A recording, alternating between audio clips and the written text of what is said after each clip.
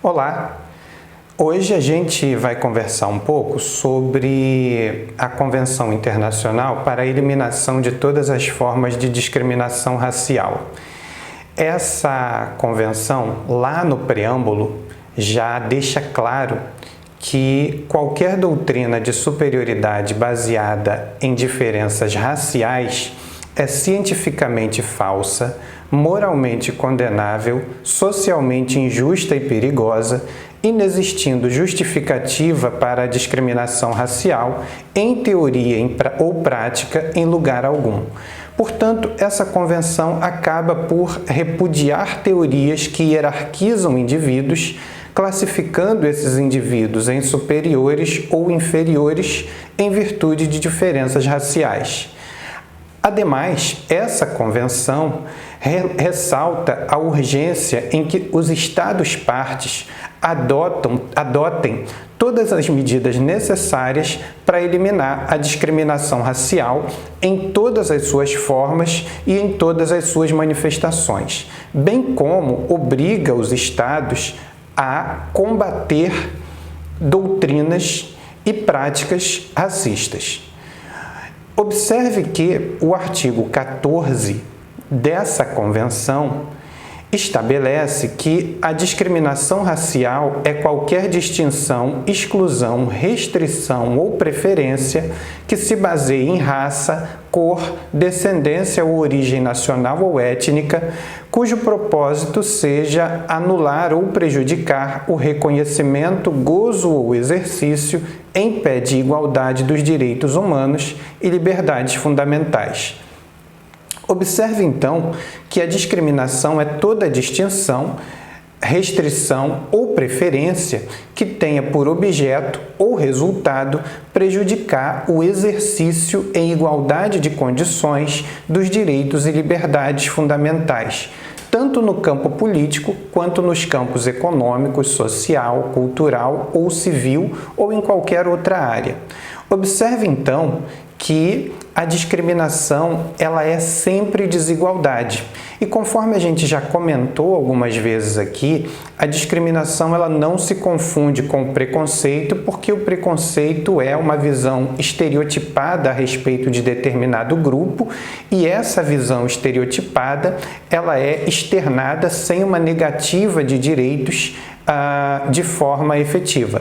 Consequentemente, a gente deve observar que tanto a discriminação direta quanto a discriminação indireta são vedadas pela Convenção para a eliminação de todas as formas de discriminação racial. Então, a gente pode pensar que quando a gente faz referência à discriminação direta, o que a gente está dizendo é que a discriminação direta ela se faz de forma ostensiva. Na discriminação direta existe, portanto, a intenção de discriminar, e na discriminação indireta existe uma suposta neutralidade que se reveste de aparente legalidade, mas que, na prática, não se verifica essa aparente legalidade. Você observa, então, que na discriminação indireta existe uma tentativa de, alguma forma, de camuflar a intenção de discriminar. Existe uma tentativa de camuflar a intenção discriminatória propriamente dita.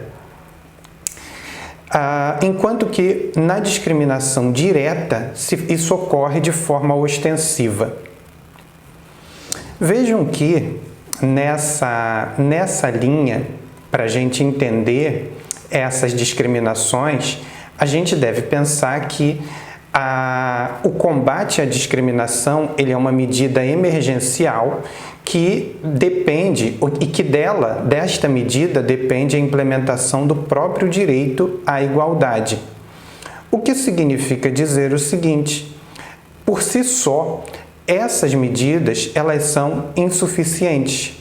É preciso combinar a proibição da discriminação com as políticas compensatórias que venham a acelerar a igualdade enquanto processo. Ou seja, é aquela coisa do Estado dizer assim, é proibido o racismo, é proibida a discriminação, mas não toma nenhuma providência para que essas desigualdades históricas sejam reparadas. Consequentemente, para assegurar a igualdade, não basta apenas proibir a discriminação mediante uma legislação repressiva. Muito pelo contrário, essa igualdade ela depende de algumas estratégias que possam ser capazes de propiciar a inserção desses grupos socialmente vulneráveis nos espaços públicos. E aí nós temos então que a igualdade e a discriminação, elas estão muito associadas a duas ideias, a ideia de inclusão e a ideia de exclusão. Perceba que a igualdade, ela pressupõe algum tipo de inclusão social e a discriminação é exatamente parceira da exclusão e da intolerância da própria diversidade. A gente pode observar que determinados grupos, então, sofrem um padrão de violência ostensivo, um padrão de violência quase que histórico, e as providências que os estados devem adotar estão muito no campo da discriminação positiva. Ou seja, a Convenção também estabelece que, lá no artigo 12, que são necessárias e possíveis também a discriminação positiva, as chamadas ações afirmativas. Ou seja, essas medidas são medidas especiais de proteção a indivíduos e grupos com a finalidade de promover a ascensão desses grupos na sociedade até um certo nível de equiparação com as demais pessoas. Essas ações afirmativas, portanto, elas são medidas especiais, é bom que se diga, e são medidas temporárias, ou seja, não são medidas para sempre. Quando a gente fala de cotas, por exemplo, a gente não está falando de medidas que serão para sempre. As cotas têm um prazo e, nesse prazo, elas serão reavaliadas para que se saiba se elas permanecerão existindo ou se elas serão retiradas do rol de políticas públicas para a equiparação de grupos historicamente discriminados. Então, por exemplo, a lei de cotas no Brasil, a Lei 12.711, a gente vai falar ainda dela em outros momentos, essa política de cotas será reavaliada no momento próprio. Percebam, então, que nessa abordagem, o que a gente está dizendo é que as ações afirmativas, elas são medidas especiais e temporárias cuja finalidade é desigualar no presente para igualar no futuro. E mais, muitas vezes você vai ouvir críticas a essa política, sobretudo porque dizem assim, essas medidas privilegiam.